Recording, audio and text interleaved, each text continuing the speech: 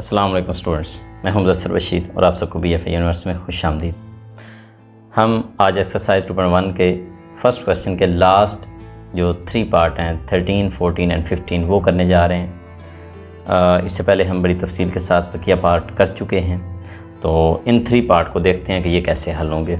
Just हम इनका overview करेंगे और देखेंगे कोई टेक्निकल पॉइंट हुआ तो वो हम मज़ीद एलेबोरेट कर लेंगे, अदरवाइज़ सिंपल क्वेश्चन है पिछले क्वेश्चन की तरह।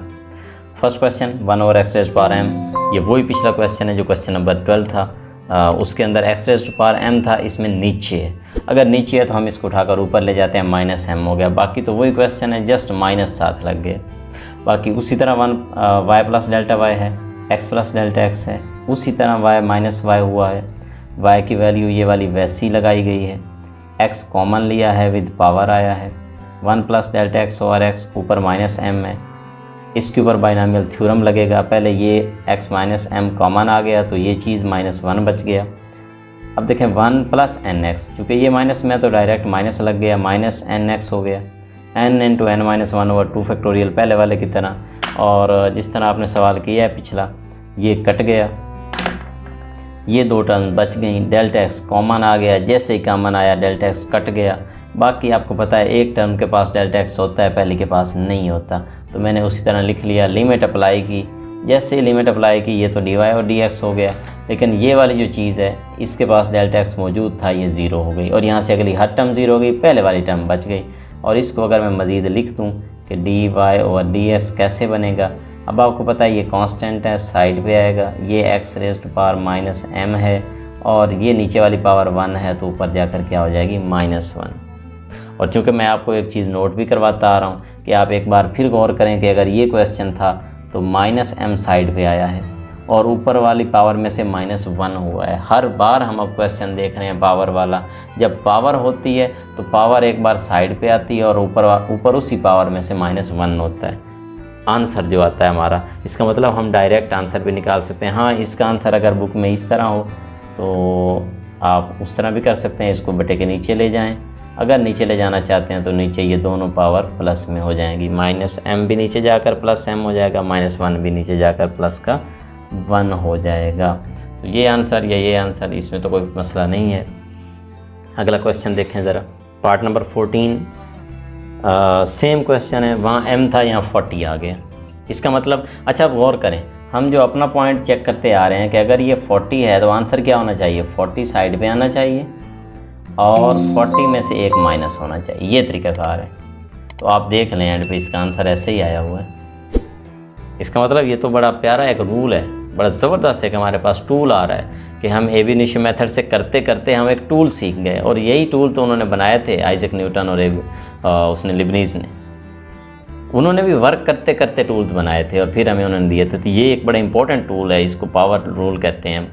आगे चल कर आएगा। ये 40 है, सेम सवाल है, आपको आता है। ये y + Δy है, 40 x + Δx है, 40 है, y माइनस हो गया, आपको पता है x कॉमन आता है, दोनों में से आया है, nx होता है तो n 40 है तो 1 + nx यानी 40x, 40 × 40 - 1।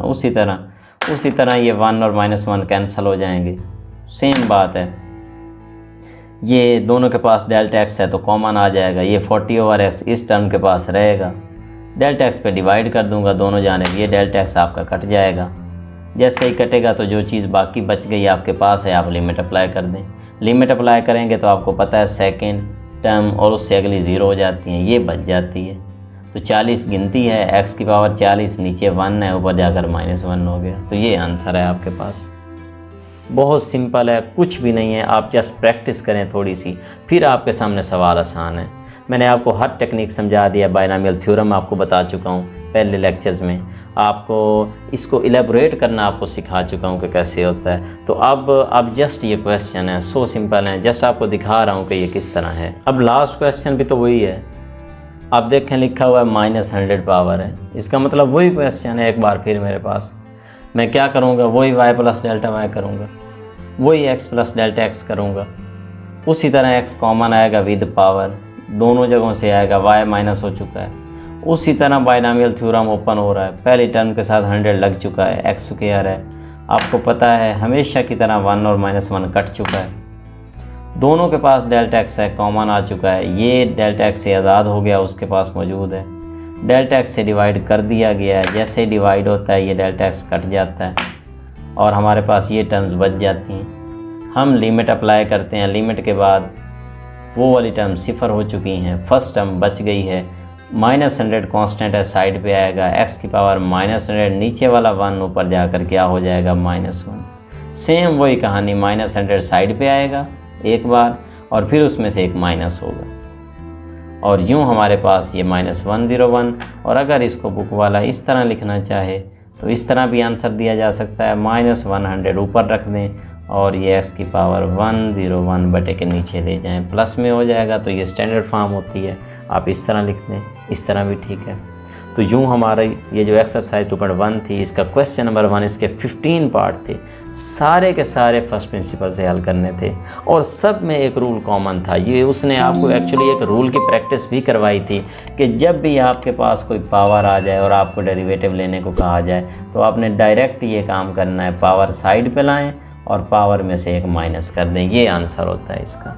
एक्चुअली आपको उसने इतने सवाल करवा कर ये प्रूव करवाया है कि ये इस तरह ही चलता है, इसलिए कल को अगर वो डायरेक्ट काम करेगा तो फिर आपको एतराज़ उस पर नहीं होना चाहिए। इंशाल्लाह इस एक्सरसाइज के 2 क्वेश्चन रह गए, जो क्वेश्चन नंबर 2 के 2 पार्ट हैं, हम अगले लेक्चर में वो करते हैं। तब तक के लिए अल्लाह हाफिज़, थैंक यू।